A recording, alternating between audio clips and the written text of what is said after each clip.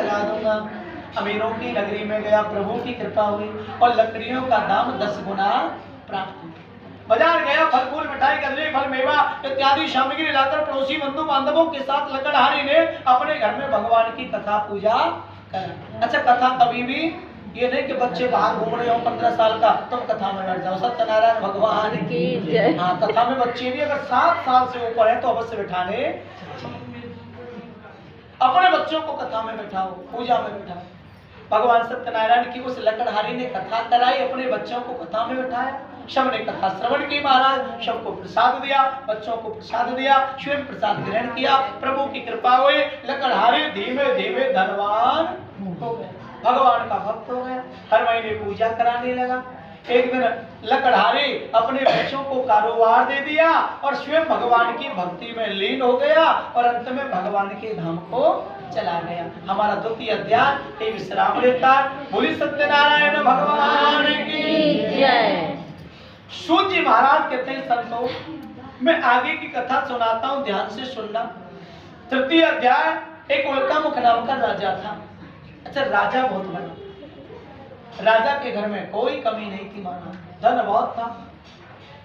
नित्य प्रतिदिन मंदिर में जाता, दान पुण्य धर्म कर्म करता था, गरीबों को धन बांटता था महाराज। अच्छा, घर में धन तो बहुत था लेकिन कोई संतान नहीं थी, खाने वाला कोई नहीं था। मन में भाव आया, नगर से बाहर नदी बह रही थी, एक नाम था भद्रशिला नदी। राजा रानी दोनों गए नदी के किनारे और संतान कामना के लिए भगवान सत्यनारायण की पूजा कराने लगे। जब कथा हो रही थी उसी समय एक साधु नाम का व्यापारी वहां से जा रहा था। व्यापारी ने देखा गांव का राजा नदी के किनारे क्या करा रहा, हाथ जोड़कर बैठ गया, कथा श्रवण करने लगा। कथा पूर्ण हुई, प्रसाद लिया और प्रश्न किया, महाराज जंगल में आकर नदी के किनारे ये सब क्या करा रहे हो, क्यों करा रहे हो? उल्कामुख राजा कहता है, ये भगवान सत्यनारायण की पूजा है, मेरे घर में कोई संतान नहीं है और मुझे विश्वास है कि भगवान सत्यनारायण सभी की मनोकामना पूर्ण करने वाले।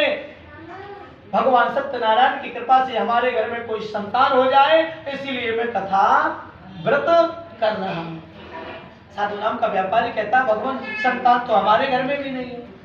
जब तुम्हें विश्वास है तो हम भी संकल्प करते हैं, जब हमारे घर में संतान होगी तो हम कथा उसी समय करें। साधु नाम का व्यापारी नगर की ओर चलने लगा। जैसे ही नगर में पहुंचा महाराज, उनकी पत्नी रहती थी, नाम था लीलावती। लीलावती सिखा देवी, हम भगवान सत्यनारायण की पूजा कराएं।